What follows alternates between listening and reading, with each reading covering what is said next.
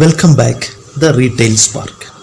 ഇന്ന് നമ്മൾ സംസാരിക്കുന്നത് ഒരു സെയിൽസ് ചെയ്യാൻ ഏറ്റവും മികച്ച സമയം ഏതാണ് എന്നതാണ്.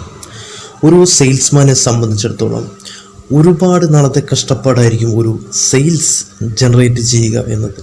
കൃത്യമായ പ്രോസ്പെക്റ്റിനെ കണ്ടെത്തി കൃത്യമായ ക്ലോസിങ്ങിലേക്ക് വരുമ്പോഴാണ് അവിടെ ഒരു സെയിൽസ് ജനറേറ്റ് ആകുന്നത്.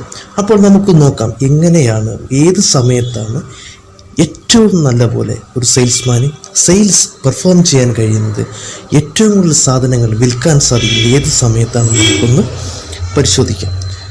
ഒരു കസ്റ്റമർ ഒരു പ്രൊഡക്റ്റ് വാങ്ങി തൊട്ടു പിന്നാലെയാണ്, അതാണ് ഏറ്റവും നല്ല സമയം.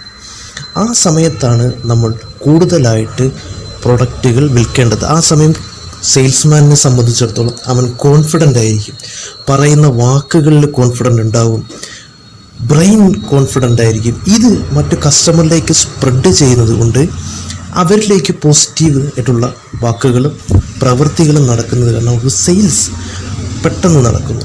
ഈ ഒരു സമയമാണ് ഏറ്റവും കൂടുതൽ സെയിൽസ് ജനറേറ്റ് ചെയ്യാൻ സാധിക്കുന്ന ഒരു ടൈം.